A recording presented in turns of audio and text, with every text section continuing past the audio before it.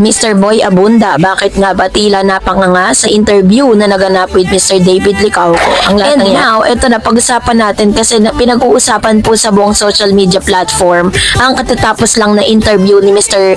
David Licauco, ang kanyang paglalakbay, bakit hindi siya nanalo sa Mr. Chinatown 2014 at ano nga ba ang aral nito sa karera niya. Si David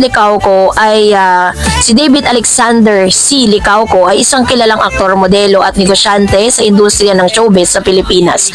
Kilala siya sa mga serye tulad ng Maria Clara Ibarra, Mulawin versus Ravenna, pati na rin sa kanya mga pinamumuno ang mga negosyo. Subalit bago siya nakilala sa telebisyon, isa siya sa mga kalahok sa isang male pageant na naging simula ng kanyang karera sa entertainment. Ipinanganak si David Licauco noong June 15, 1994 sa Quezon City at nag-aral siya sa De La Salle College of St. Benil kung saan kumuha siya ng kursong Business Administration. Ang pagiging mahusay sa sports at aktibidad sa eskwelahan ay nagbigay daan din sa kanya upang lumahok sa modeling at iba't ibang pageants. Sa Mr. and Miss Chinatown Philippines 2014, siya ay nagtapos bilang first runner-up, isang magandang simula para sa kanyang modeling at showbiz career.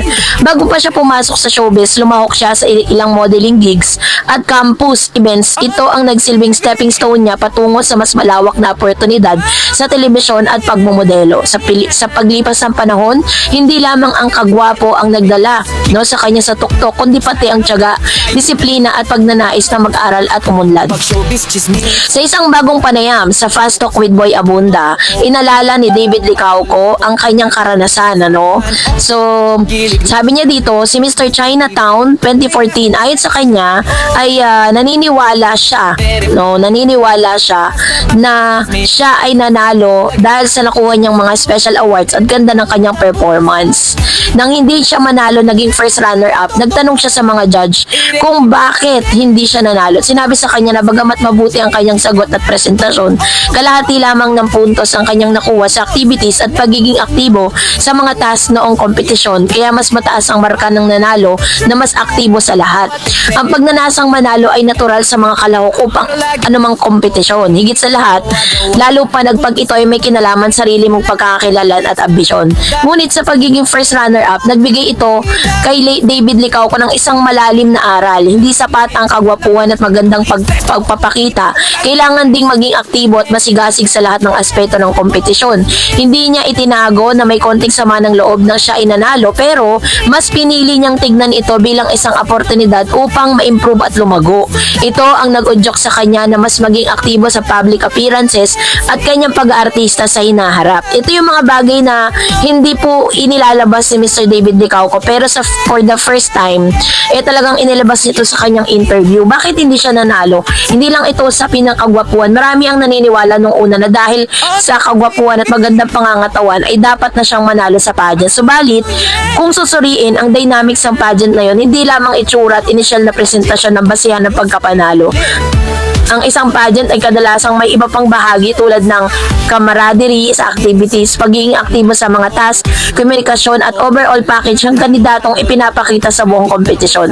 Ang pagiging aktibo at maalam sa kung ano ang inaasahan sa pageant ay bahagi ng tagumpay kahit na maganda ang pagkasagot o malakas ang presence sa entablado. Kung hindi aktibo sa activities at challenges sa binigay, maaaring malagay ito sa hindi pabor sa iyo. Ito ang punto na ibinahagi niya nung tinanong siya kung bakit hindi siya nanalo kahit malakas ang initial na performance.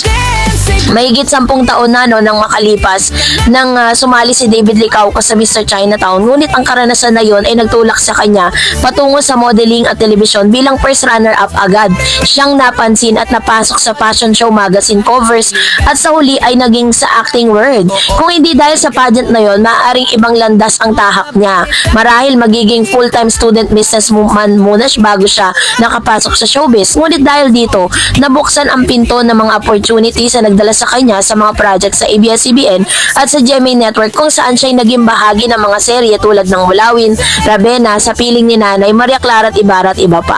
Ang karanasan sa pageant at showbiz ay nagbigay sa kanya ng pagkakataon na umunlad sa sarili, hindi lamang sa kanyang career, kundi pati na rin sa personalidad at pagtingin sa kanyang sarili bilang isang profesional at publikong tao. So, sinasabi niya dito na isa sa mga nakatulong sa kanya, yung platform na yon, kung saan sa pagsali niya ng Mr. China Chinatown, nabuksan lahat sa kanya.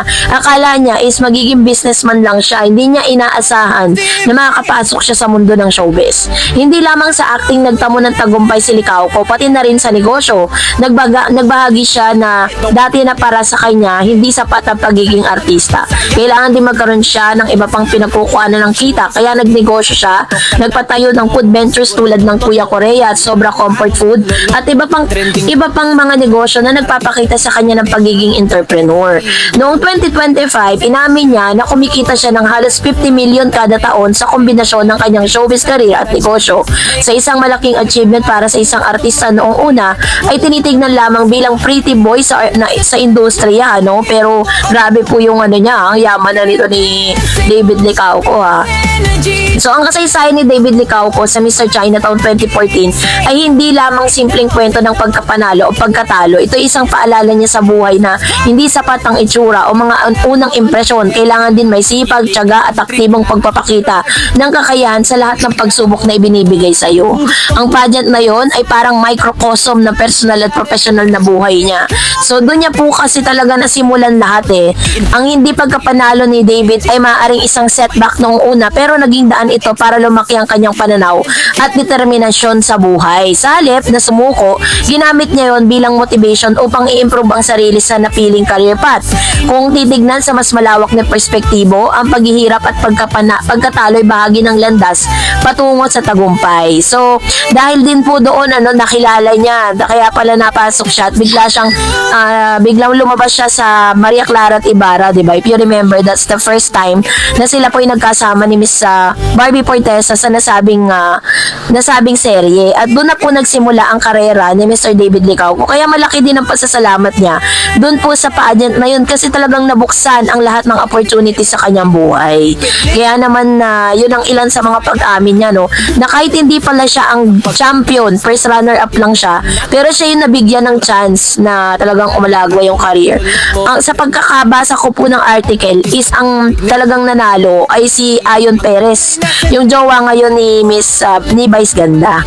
So that's it for today. For more videos and updates, please don't forget to like and subscribe, and please don't forget to follow my Facebook page, Dareds TV and Dareds Channel. God bless everyone. It can dance, showbiz energy, chika na